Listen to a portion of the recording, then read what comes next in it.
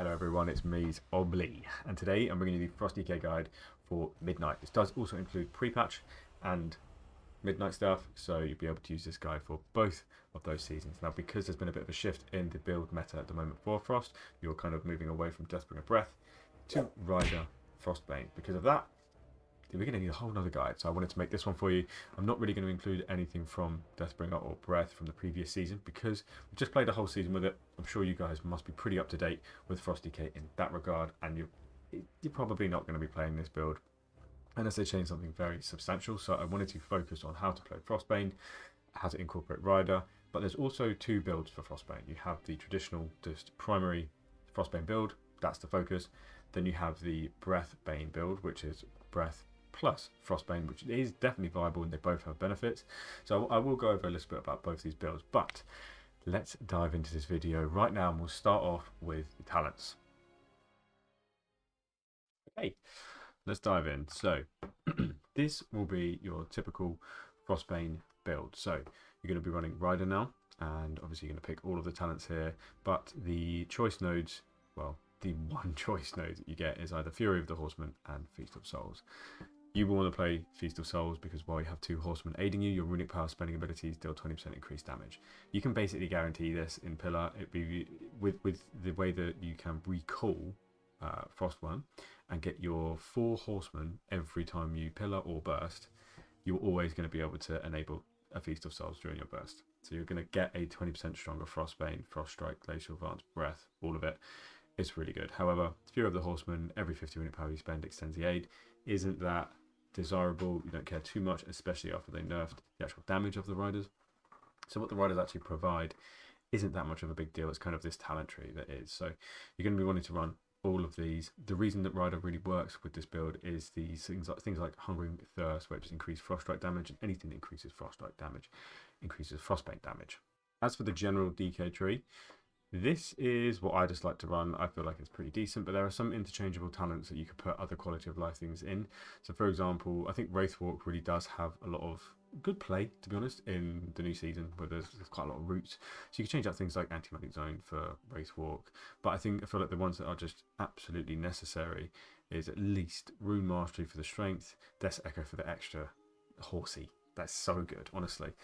The Rune Forge, Unholy Bond one there, and then Unholy Momentum for the haste. They're your only real DPS increasing talents. Everything else is basically quality of life, but the way that I like to see the general tree is which quality of life or mobility or utility things can lead to me doing more damage. If I get back to a boss faster, then a movement increase is a DPS increase. If I can immune something, if I can stop someone from dying or need to press a different button that might take up a global because I've talented in something else, then that is one global that's spent on DPS and not utility. So things like Death Reach as well, think about it this way: every mob that is not within the main pack and not being cleaved by your abilities is a DPS loss for you. So with Death Reach, if things constantly spawn out and you constantly can grip them in, and then something dies, you can grip another thing in, then something dies, grip another thing in, you are increasing your DPS by having this. You sacrifice a global to do it, but it would be worth it to increase your total targets in front of you. I hope that's not confusing, but that's the main way to look at the general tree. Right, let's get on to some good shit. So you've got the right hand side of the talent tree here. You'll notice that there are a bit of a difference. Now, what you might not be used to is playing with Frostworm's Fury. You have to do this with Rider because of Apocalypse Now, where Frostworm's Fury calls upon all 4 horsemen to aid you, but you even more have to now because of Chosen of the Frostbrood. Chosen of the Frostbrood, rank 1, Frostworm's Fury deals increased damage and it grants you 50% haste. Now rank 2 basically gives you some pillar duration when you cast it inside Pillar. So if you use it, just macro it with Pillar, you just get an extra 2/4 seconds because you double up the rank 2. Enduring Strength grants additional 4% strength, rank 2, 8% strength. Nice, just some passive damage, but the rank 3 is the strongest by far. All frost damage is increased by 10%, and Frostworm's Fury deals 100% increased damage after the Frostworm flies away, and you may recast it to recall it at 50% effectiveness. So pretty massive. That looks like this when you cast Frostworm. A couple seconds later, you can now recast it, and you have 45 seconds to do so. When you recast it, you get half the haste buff back, as in half the length, but you also only get half the the value. So instead of it being 15%, it's only 8%. So that recall is nowhere near as strong, but it is nice to have that on your next pillar window if you can. So I like to use a pillar macro, which I will show you now, and I'll give it in the description as well, where it just pillar frost and Frostbane Fury. Just means that when I press this, I don't have any sort of misalignment or miss out because I'm too slow at pressing the buttons. I make sure I actually press it. That is the key thing here. If you do end up holding your recall for your next pillar window, which I think you should do, you need to think about whether or not you're actually going to be in combat or you're actually going to be able to press pillar in 45 seconds. If your pack is dying, then you obviously will not be pressing pillar, so you won't be pressing Frostbane Fury, so maybe there's a better time to cast it. You'll notice that we are definitely using Runic Overflow and Icy Onslaught, and that's because they really do buff the damage of your Runic Spenders, including Frostbane. So they're basically a necessity, and with this build, you're going to run Smothering Offense for the extra auto attack damage, because auto attack damage was buffed, but also so you attack faster. When you attack faster, you proc Icy Death Torrent more, and this does a lot of damage. Icy Death Torrent and Breath basically do the same damage over the course of a key, which I think is really interesting. Then you have the Long Winter, which is kind of nerfed a little bit, where it increases the duration by 1 to 4 seconds, which I don't think is that good. In my opinion, over the course of a long fight, perhaps maybe it would average out to be not too bad, but I am a bit of a believer in the Breathbane, because you have a lot more burst and you have a lot more upfront damage, which I think is good. But this will be sort of your general tree for Mythic Plus, and then the alternative build would be to take off Avalanche and these three and go down, and then wear this for Breath. To stop this video from getting extremely long, I'm not going to talk about every single build that you could use. I think I'm just going to keep that segment short and sweet. I will link all the builds that I know are good in the description below. That includes single target, your AoE, everything. We'll go from there, and we'll move into talking about Frostbane itself now. The Frostbane is very interesting because each foe struck with a Glacial Advance has a chance to transform your next Frost Strike into Frostbane. The chance increases with the number of Razor Ice stacks on the target, meaning the more Glacial Advances that your killing machines can shoot to targets, the more chance you have of getting these Frostbanes. Eventually in AoE, it's kind of like a guarantee, because these targets have so many stacks of Razor Ice and you're not consuming them all. You're only consuming your main target, and therefore you just continuously have these Frostbane procs. You know that you're going to be able to proc it quite consistently when you consume a killing machine. So eventually you have a bit of a cadence with the rhythm of Frostbane, where if you've been attacking a pack for a long time, you can kind of do killing machine, Frostbane, killing machine, Frostbane, killing machine, Frostbane. Can't do anything because of resources. Rime. Finally. But the more interesting part is obviously Shattering Blade. When Frost Strike damages an enemy with 5 stacks of Razor Ice, it will consume them to deal extra damage. Frostbane consumes Razor Ice on your main target to deal even more damage. So that is where Frostbane has now become somewhat of a single target option, let's say. So because of that, now Frostbane can be used. I think that's pretty cool, but it does mean that there's a bit of a cycle as well, where in single target it's a bit different. You've then consumed these Razor Ice stacks, and now it's a lot more RNG dependent. Your DPS does completely revolve around Frostbane actually proccing. If you just are unlucky, you can never seem to get Frostbane to proc on single target, then your single target DPS will be shit. So when you run a build kind of like this, you have the RNG of Icy Death Torrent, you have the RNG of Frostbane, you have the RNG of the Long Winter. It's very up in the air. However, when you run a build more like Breathbane, you kind of have the guarantee of Breath, but you still have the RNG of Frostbane. So it's ifs and buts. But yeah, if you don't get any Frostbane procs during your burst on single target, do not expect to be finishing on a high amount of damage rev. It's not good. Okay, so that is talents wrapped up. Let's move on to rotation next. So, Frostbane, the aim of the game is to cast as many Frostbanes as you physically can. You can do this 2 ways: cast your own Glacial Advance and cast your own Runic Power, or consume a killing machine that fires it for free. Realistically, you'd want to do the killing machine way as much as you possibly can. So, in priority, you're looking at Frostbane number 1, then you're looking at killing machine 2nd, then you're looking at using empowering weapon to make sure it's not sat at 2 charges. That would be your 3rd. Then 4th priority would be just 1 killing machine just in general. Then you're looking at Rime. Now Rime is not very good of a button, especially in AoE. It sucks now. It's only really there to recover empowering weapon charge. So in AoE, I would put this very, very low in priority. In single target, you can actually cast this before Frostbane, because it's quite rare that you actually get Frostbane procs in single target, but in AoE you're going to be churning out Frostbane all the time because you're going to have so many targets for your Glacial Advance to proc it from. Because of this, it's not really in your best interest to be sacrificing time in your burst window on Howling Blast just for the sake of making sure it's not overcapped, when in reality you'd rather just be doing twice as many Frostbanes. You don't want to be sacrificing a third of your burst window on Rime, essentially, now that you're playing Rider Frostbane. But after that, if you can't cast Rime, if you can't cast Killer Machine, or you have a Frostbane proc but no runic power to do it, that is when you would empower Rune Weapon. After that is when you decide whether or not you're going to cast Frost Strike / Glacial Advance or Obliterate. So it would always be Frost Strike / Glacial Advance before casting a naked Obliterate. Deplete yourself of your runic power first so that you give yourself some time to maybe get a Killer Machine afterwards. That's your priority list. In your burst window, so in Pillar for example, you can also add a option at the end which is casting Howling Blast on its own with no procs in order to get a Killer Machine, so you can start that window, so you can start your Frostbane. That is a fine thing to do if you have plenty of resources available to you, and all you need to do is just start getting these Killer Machine windows rolling. Fine, makes sense.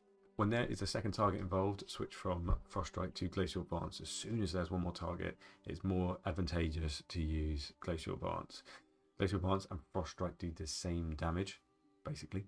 However, Glacial Advance has the chance of proccing Frostbane, so naturally you want to do that in a Frostbane build.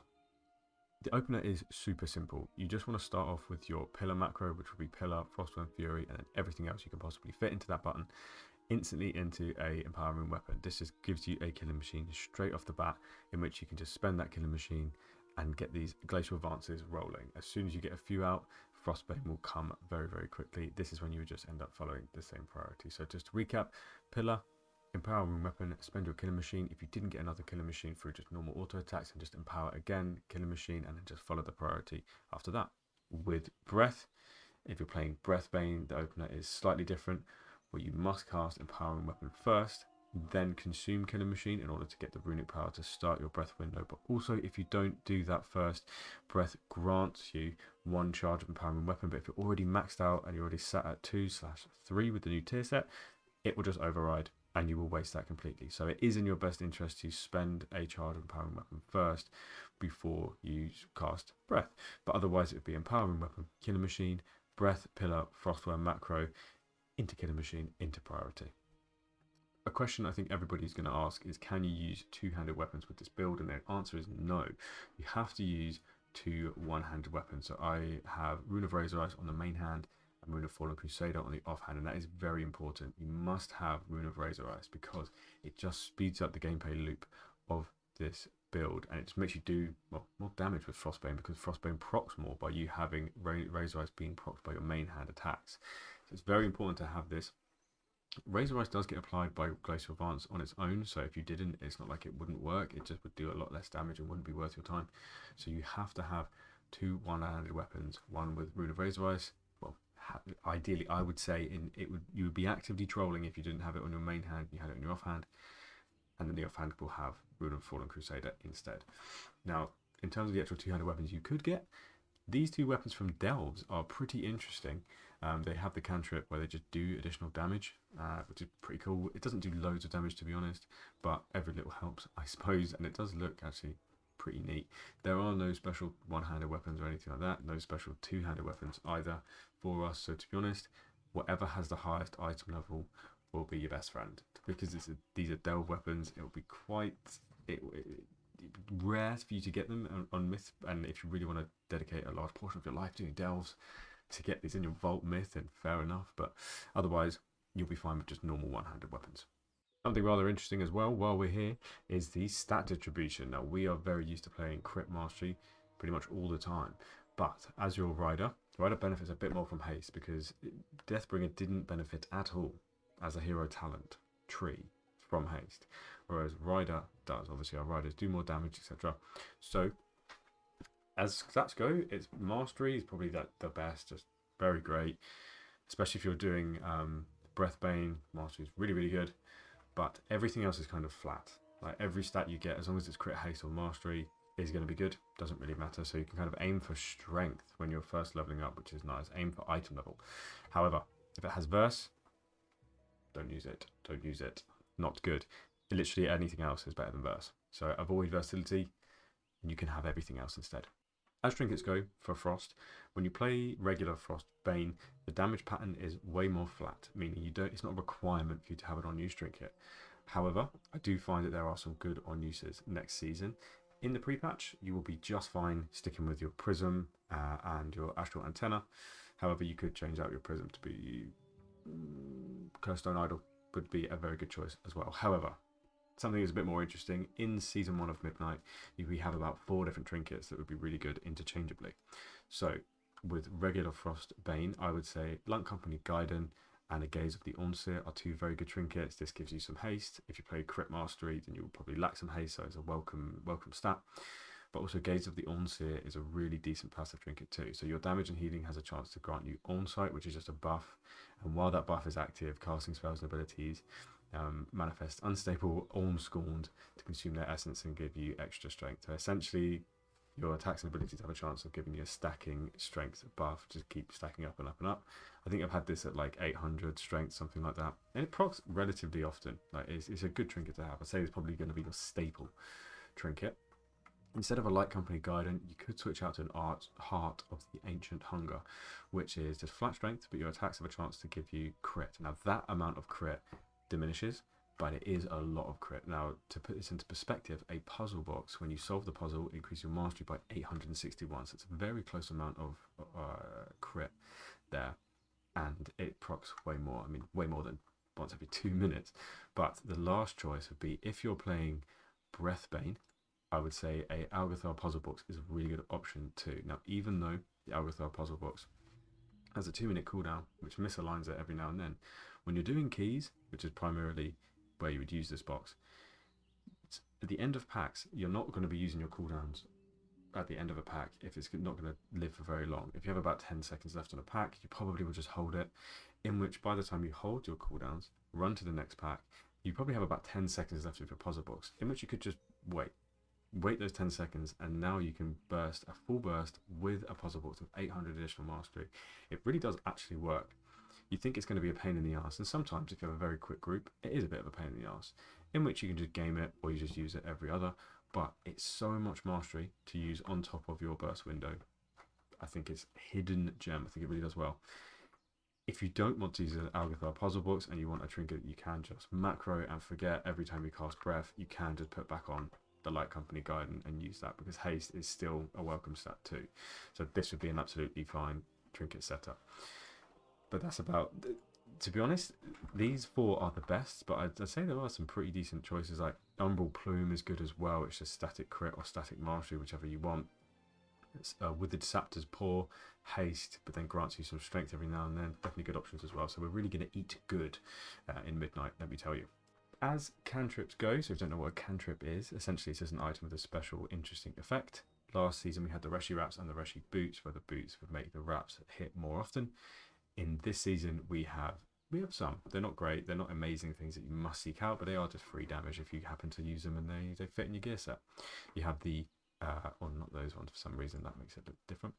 You have the rings from Nexus Point Zenas, so Precaution of the Void and Emission of Light. When you have both of these on, your harmful spells ability just do some damage to the target. Fine. But they have stats that we like. So haste mastery, crit haste, they're good stats.